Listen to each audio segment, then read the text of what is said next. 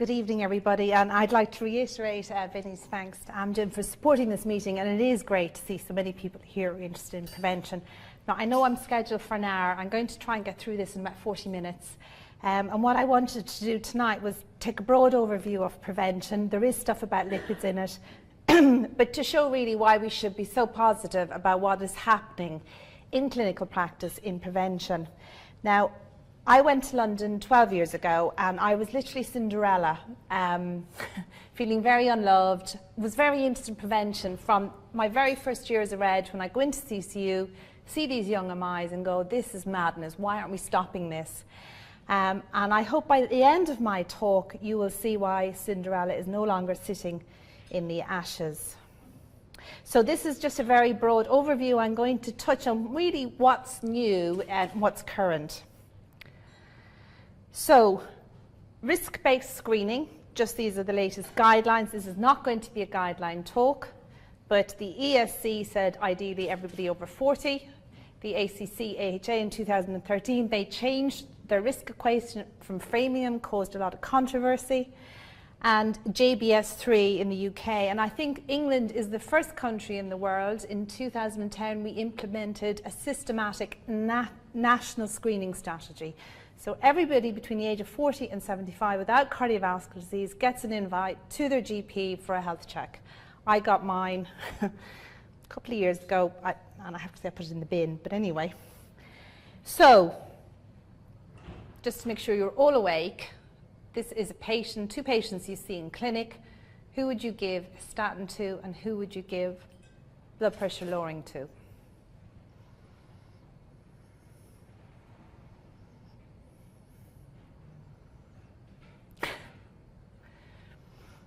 Both of them?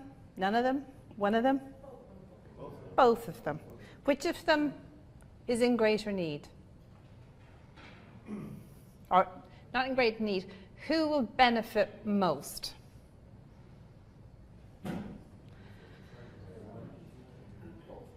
Both?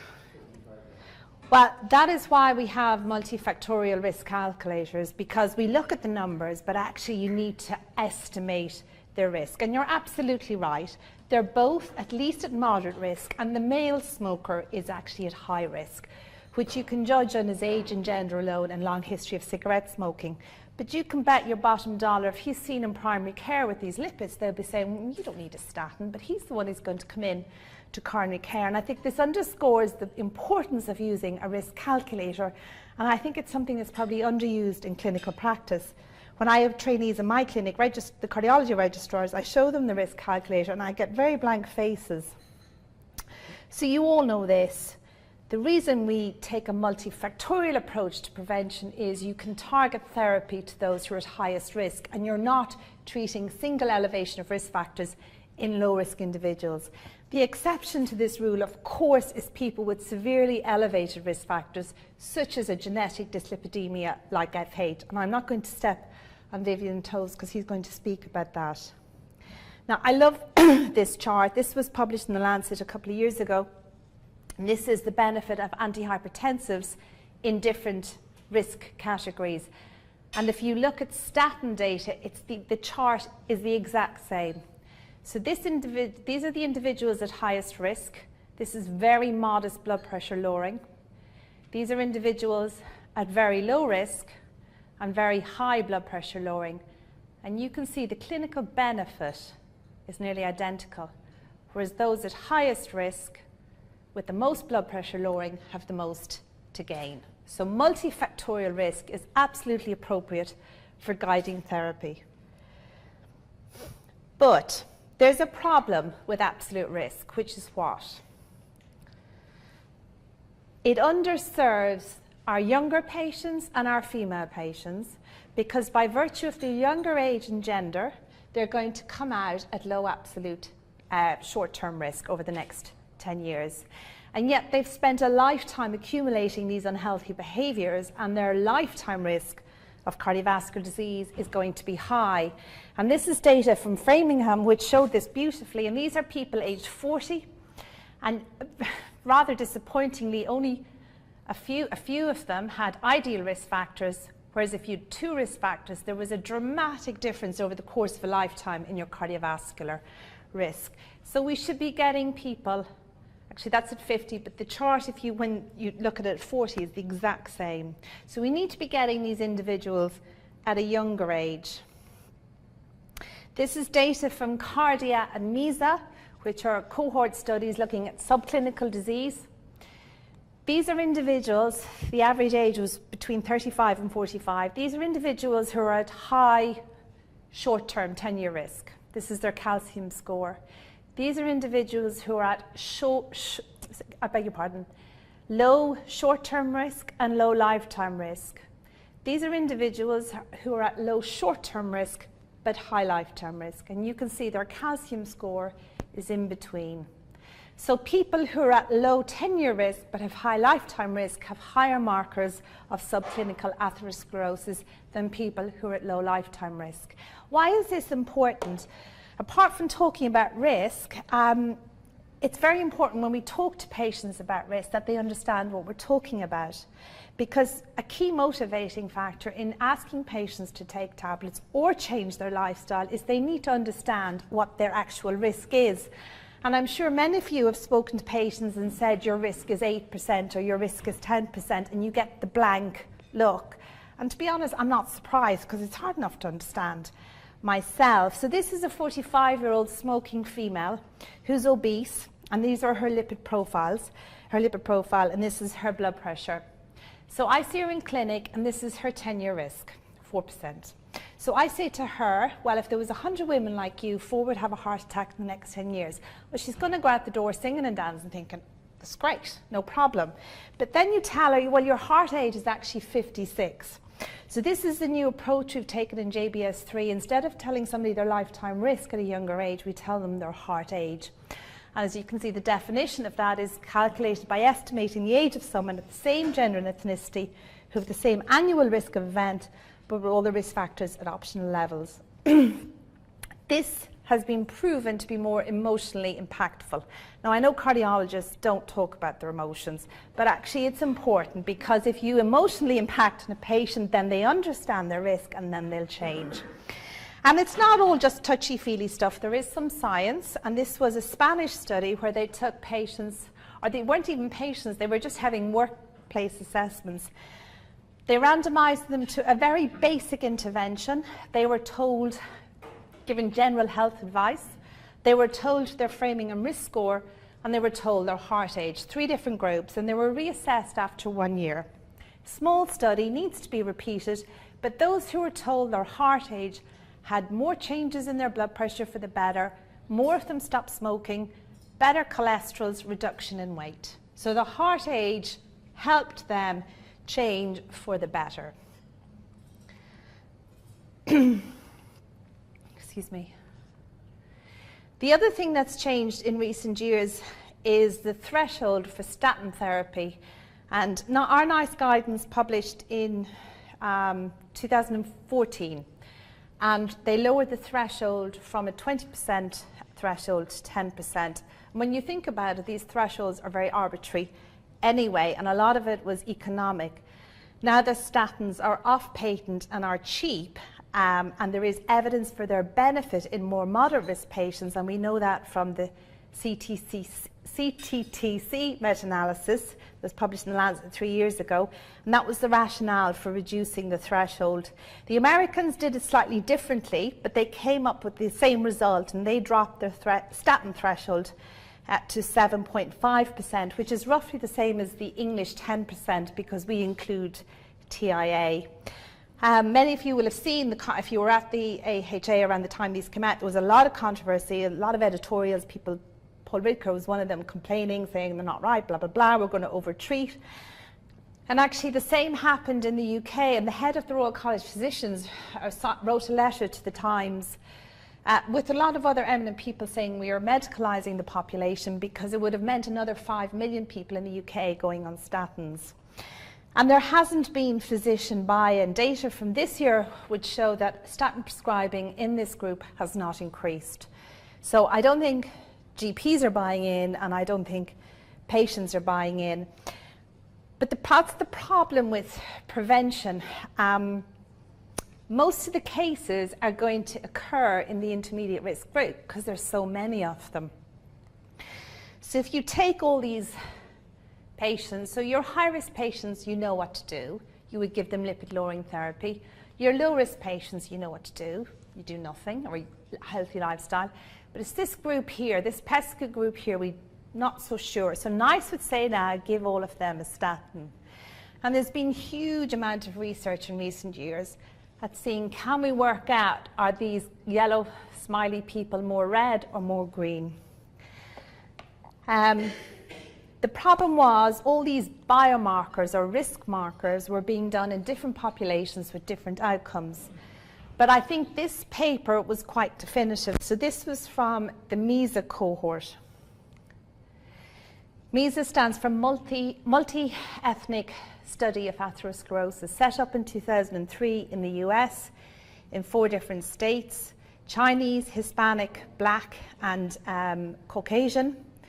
They had to be free of heart disease at baseline, age between 45 and 84, and not have diabetes, and they were followed for 10 years. They all had subclinical markers of atherosclerosis at baseline, and this study looked at those who came out at intermediate framing and risk at baseline. Their event rate over about 8-year follow-up was good and high at 9%. And I think what this study showed, this is hard to read, but this is the area under the curve, and one stands out way more than all of the others, and it was coronary artery calcium. I don't think this is surprising because unlike CRP, it's not a biomarker, it's a marker of disease. So this is coronary artery calcification, which is pathognomonic of plaque, although the absence of calcium doesn't mean the absence of plaque. It does not correlate with obstruction, but it correlates with overall plaque burden. And if your calcium score is over 100, it's equivalent to an old risk, framing and risk of about 20 to 25%, so it's high risk. You could say, well, is there any point in doing this in younger or older people? Surely they all have calcium in their 80s, but actually that's not true. There is still a small proportion of people in their 80s who have a zero calcium score, and actually there's younger patients who have significant calcium, albeit a small amount. And yet, no matter what age you are, whether you're over 75 or under 55, a 0 calcium score gives you an excellent prognosis. So I think it is useful, and there's data extending this out now to even to 35-year-olds. And I think this is probably the best paper which shows this problem. So I'm sorry, this is busy, but I think it's an important one. So the American guidelines in this cohort recommended statin therapy to 50% of them, which is quite a lot. But of that 50%, who had an overall event rate of 8%, 4 in 10 had a 0 calcium score and had an actual event rate of 5%. So you could say, one could argue, you're over-treating this population. The other argument is their event rate wasn't 0, and if they're happy to take a statin, well, why not? MESA have gone one step further, and they've come up with a risk calculator, and I can't quite believe I'm saying this, but I actually quite like this. This is a combination of your risk factors with your calcium score. So it's more personalized for you, but there's problems. It's only for those who are greater than 45. It just produces a risk score, and we've seen the problems with risk scores. Patients don't understand them. MESA is not a natural history cohort. These patients were told their coronary artery calcium score at baseline, so they would have changed their risk factors, started statins and so on. And this is a risk score for CHD, and I think we should be risk scoring for cardiovascular disease. But I think the MESA group is interesting, and it'll be interesting to see what they come out with next. Now, has anybody ever written a letter to the Irish Times? No? Am I the only one? I really never thought I was the type of person who would write a letter to the Irish Times. And I wrote this when I was in London. I don't know if you recall The Heart of the Matter. It was a programme on prime time a few years ago about coronary artery calcium scoring in Ireland. Does anyone remember it? Yeah, yeah. And I thought it was incredibly one-sided. And I know Cree in the West were inundated with phone calls the next day from people saying, where can I get my calcium score? And I think the Irish Heart Foundation was as well. And the irony is the vast majority of these patients don't even know their own blood pressure, and yet they want their calcium score. So there are issues with calcium scoring that was not borne out in that very one-sided program. There's the radiation dose. It's small, same as a mammogram, but it's there, so you don't want to be doing this in young women. Incidentaloma is a real pain in clinical practice. We are continually turning up cysts, nodules, and so on. You need to warn patients. I think this one is becoming less worrisome. Of course, you can have soft plaque, but actually 2 studies of acute coronary syndrome in young people less than 40 showed the vast majority of them had calcium. Does a low score encourage healthy behaviours? Probably not. There is some evidence that showing a patient their calcium helps them improve their lifestyle. But this is the basic problem. There is no trial demonstrating that doing your coronary artery calcium prevents heart disease. It's intuitive, but the trial has not been done, and because it hasn't been done, it doesn't meet screening criteria. The principles from WHO, which are 50 years old, but still hold, and that's why I don't think it should be used in broad-based screening. I think it has a role in clinical practice. Okay, how am I doing on time? That's the first half. So, secondary prevention, what's new? I suppose the biggest hoo-ha again was the guidelines. I loved the guidelines from the HAACC. It really shook things up. They got rid of targets. This caused an almighty uproar. And they've said high intensity statin instead. NICE did the exact same in our guideline last year. Although JBS3, which I was part of, we retained our targets, but we started to talk about non-HDL. Are you using that measure here? Yeah. So, right or wrong, I'm not sure. I think there's arguments for both sides. Of course, the rationale for taking away targets is none of the RCTs were target driven. Under previous guidelines, people with an LDL of less than 5 wouldn't have got a statin, but we know no matter what your starting LDL is, your risk reduction is the same. I think they've been accused of fire and forget, but that's not true. They do recommend repeating the lipid profile to look for adherence, and they do recommend a non-statin if the reduction is less than anticipated.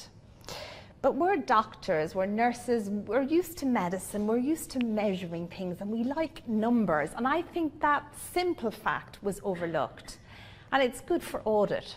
The other thing is the evidence that lower is better is continuing to accrue, and I think they will have to relook at targets. And there's 2 pieces of data I want to touch on, principally improve it, and then the IVUS atheroma regression studies, and then obviously key to that is newer LDL lowering agents. So this is a meta-analysis, 40,000 patients, high-dose statin trials. What they clearly showed was those who got down to a very low LDL, and this was only 10% of the study participants, had the lowest risk. Overall, of these 40,000 patients on high-intensity statins, only 40% achieved an LDL of less than 1.8. So, and that's in a trial, so you can imagine in clinical practice. Now, ezetimibe has been around a very long time, and I think some people forget, actually, it's a very good drug. It lowers your LDL by about 20%, and if you combine it with Simva, you get nearly a 60% reduction, which is more than any of the potent statins. It's quite unbelievable that it's only late last year that the first outcome trial has been published. And this was published in the New England, and it was in post-ACS patients. They couldn't have very high lipid levels at baseline, and they were randomized to Simva or Simva plus ezetimibe, and there was a significant reduction in events. The difference on treatment was an LDL of 1.8 in the Simva arm to 1.4 in the Simva ezetimibe arm. This trial, when I talked to my other colleagues, they were like, oh, ezetimibe, you know, big D, didn't reduce death, wasn't that dramatic. But actually, I think that's unfair. If you look at the LDL lowering in this trial, it was exactly as you would have predicted from the known efficacy of the drug, although it did disimprove because over 40% discontinued the drug at 6 years, which is a real problem in clinical practice. And when you look at the events that were reduced, it was mainly myocardial, non-fatal MI and stroke. But if you look at the CTT-C meta-analysis of intensive versus moderate intensity statins, there was no reduction in death, it was just reduction in events, it was the exact same. So I think it's unfair to criticize this trial and saying it didn't reduce death. It reduced events just in line with the LDL lowering it provided. And it's a landmark study because it's the first time we've shown that a non-LDL lowering agent also reduces cardiovascular disease. And they did a pre-specified analysis and ignored the CRP part because I don't like CRP, but they found that patients who achieved an LDL less than 70 did better. So I think the message is lower is better. And this is the famous slide that you're all familiar with, now with Improve It added, and you can see as your LDL goes down, so does your risk of a cardiovascular event. And if you look at the IVUS regression studies, the precise IVUS is the most recent one, and on treatment of 1.6, you get a consistent reduction in atheroma volume. But what's happening in the real world, which is where we all practice? This is Eurospar data carried out by the academic group I work with. This is data from last year. And you can see in coronary patients on statins, 50% of whom are on high-intensity statins, only 1/5 were achieving the target, which is quite disappointing. Why is that? Well, again, this is trial data. This is a waterfall plot of patients on high-intensity statin, and it's their individual reduction in LDL. In some people it went up, in some people it went down a tiny amount, and in some people it went down a lot. And this is three different trials. It's quite remarkable, the variation in LDL reduction. Why is that? Well, possibly some of it is genetic, but it's thought most of it is around adherence. And that leads us to the heart sink symptom, but actually one I love because it's what I see in my cardiovascular risk clinic, is statin intolerance. I think vastly overreported, overdiagnosed. A lot of it, I think, is nocebo effect due to the Daily Mail, the Daily Telegraph, and the Daily Express. I think genuine intolerance is usual, but does exist. And I think the majority can be successfully re-challenged and even got on low dose, high intensity statin, even rosuvastatin 5 once or twice a week. But the STOMP trial, which was a randomized controlled trial comparing atorvastatin and atorva80, specifically looking at muscle side effects, did show an increased incidence of myalgia. So I think it's real, but I think it's overdiagnosed in clinical practice. And for any of you with a huge interest in this area, these are two excellent papers that came out last year summarizing this. So there's clearly an unmet need. You've got the true statin intolerants who've come to me, and I have finally given in and said, okay, you probably are. I have about 5 of them. You have those who are genuinely unable to tolerate a high dose of a statin. And then you've got your patients with FH, and they are not getting low enough, and that is the issue. So this is a beautiful bench to bedside story. Over 12 years ago, there was a genetic mutation that identified gain of function in PCSK9, causing familial hypercholesterolemia. Researchers then went and looked at, wow, if gain of function causes a high cholesterol, what happens if patients have a loss of function mutation? And this is data from the ARIC cohort study. And in black patients, 2% of them had a mutation, and their LDL levels were 28% lower than the rest. But over the course of 15 years, they had a dramatically lower reduction in heart disease. This is way more than you would see in a clinical trial.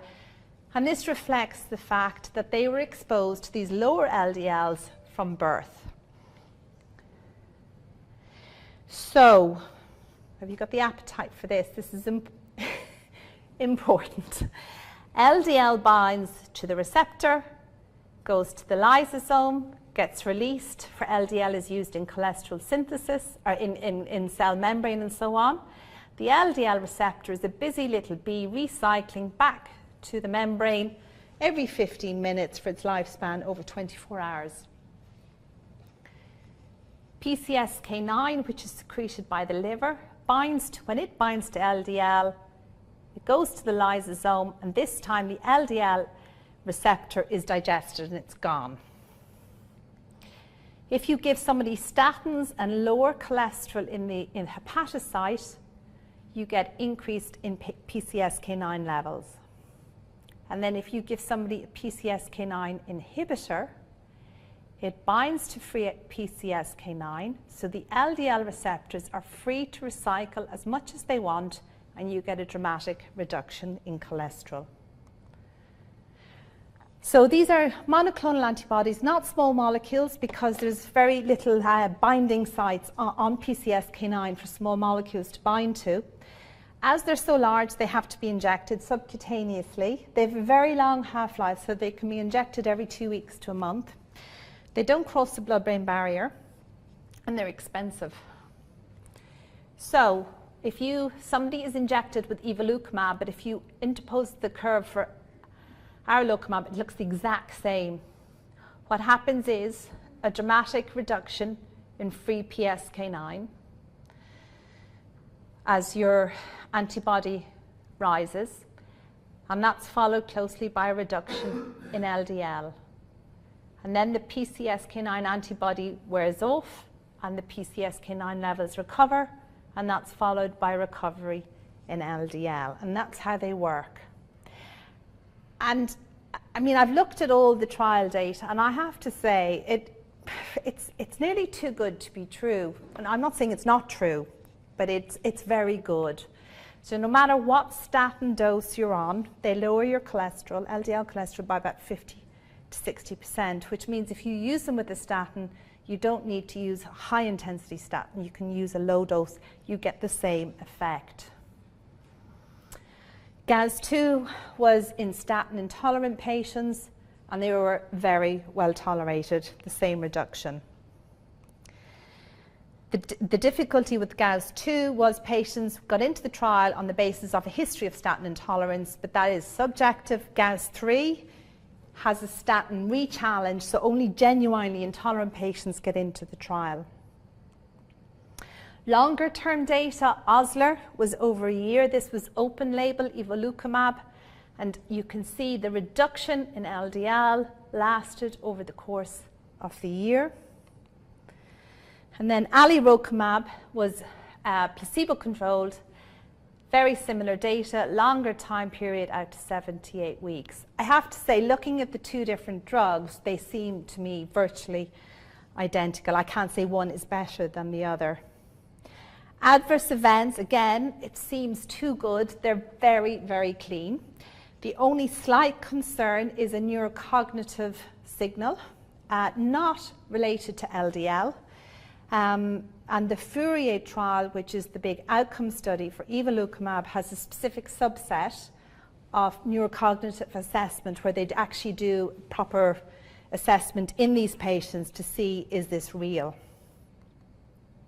Did they reduce events? Well, neither of these studies were powered for this. The amount of events was small, but I think the data is encouraging. And more recently, a meta-analysis of all the phase 3 trials of these drugs has been positive. But we have to take it with a pinch of salt. The number of events was very low. But the general direction looks good. The key question, of course, is their long-term safety data and do they reduce cardiovascular disease outcomes? And you will have all seen the recent CETP inhibitor trial Accelerate was stopped before Christmas due to futility, despite the fact it lowers LDL by 24%. So I think we have to have the large-scale outcome studies before we widely prescribe these drugs, but I think they're potentially game-changing. So any of you who've worked in the UK will be intimately acquainted with this very generous body that loves licensing all medication, and of course I'm being sarcastic. So their first guidance, draft guidance, they turned it down, and I think the cost has put them off. I think they're £200 a month. Their next issue of the draft guidance, this highly, I've put it here, you don't need to read it, highly convoluted conditions, basically saying if your LDL is greater than 4. And any of you work in clinical practice, you know that's a minority of patients, and I think it's really only going to be the FH patients. So lastly, I'm going to spend the last 10 slides just scooting through my real passion, which is not LDL. This is a meta-analysis of what causes atheroma to progress in IVA studies. It's not all about LDL.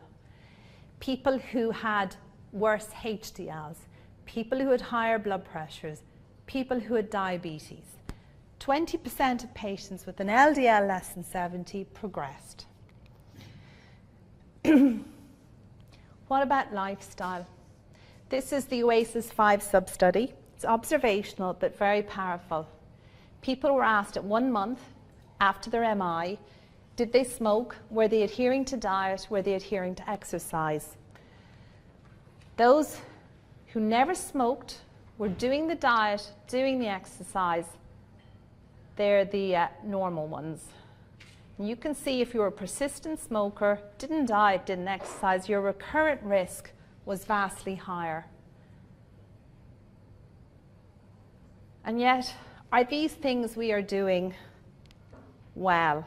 Well, I'm afraid not, and I think the Eurospire surveys make for pretty miserable reading. So for those of you who aren't familiar with Eurospire, these are cross-sectional surveys carried out every 5 years by the academic group I work with, but they span European countries. And there's 9 European countries that have been involved from the start. And they take patients after an acute coronary syndrome or coronary artery bypass grafting. They are invited for a nurse-led interview, so the data is accurate. And you can see over the course of 15 years, there has been little change in smoking, persistent smoking after an MI. Obesity is steadily increasing. Blood pressure management has improved marginally. Lipid management has improved. But don't forget, 50% were supposed to be taking high-intensity statins. And diabetes, of course, is going to go up. And yet the medication use is excellent. You couldn't argue with this. And I think this is what this is telling us is we are throwing tablets at patients, but probably not high enough doses. You're all familiar with the patient who gets discharged, because primary PCI patients now, they bounce in and out within 48 hours. They get Syntoma on Rampro 1.25, Bisoprolol 1.25, and it never gets put up. This American data shows exactly that. This is discharge, this is follow-up, really disappointing change in medication. So yes, they might be on ACE inhibitors or ARBs, but they're on small doses. But the other problems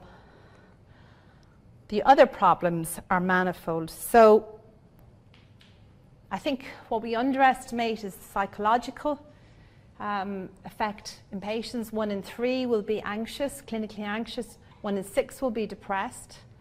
We've got their lifestyles that they've been doing since they've been young. We've got systems. We've got our horrible Minister for Health who is not supportive. We've got concerns about money. Acute primary PCI will always win over prevention, and it shouldn't be a battle between the two. The two are both important.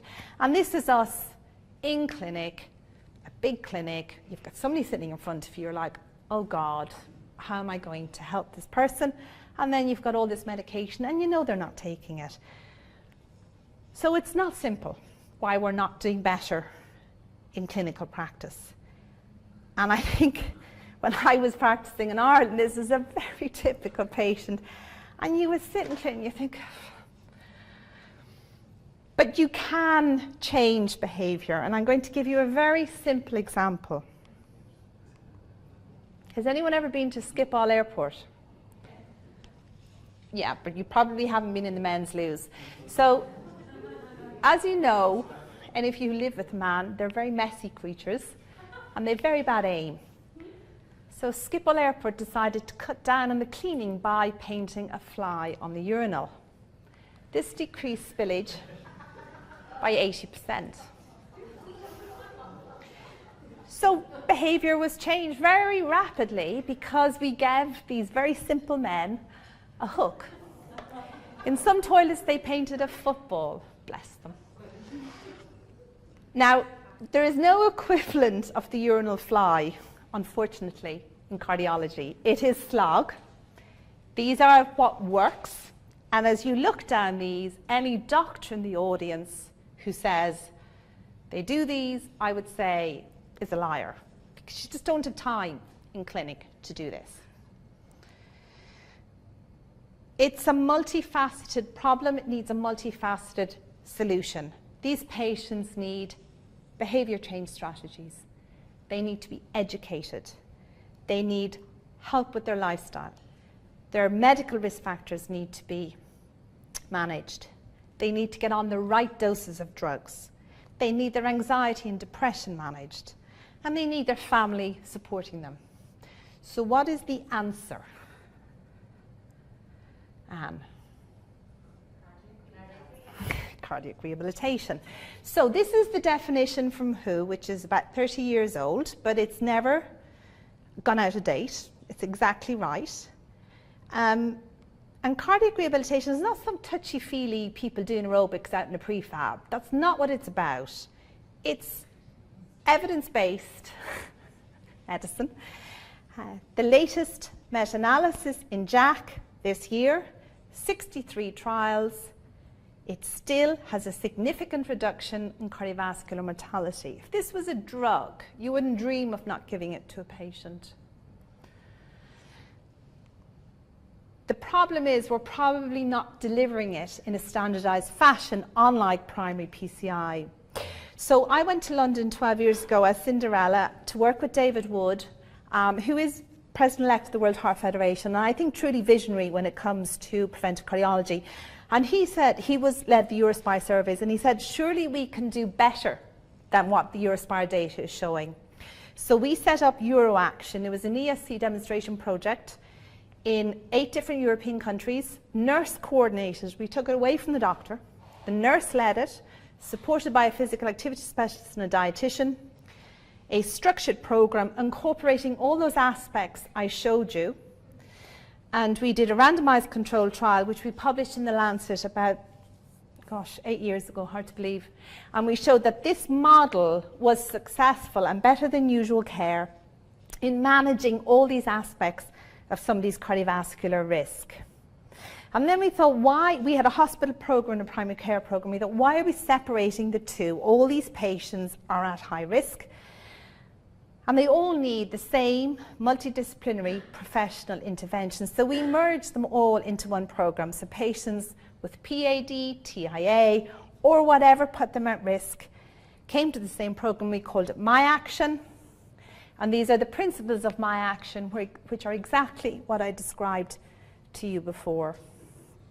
These are our results. We've had over 4,000 patients. We're just about to submit this, but in all aspects of cardiovascular risk, we achieved improvement.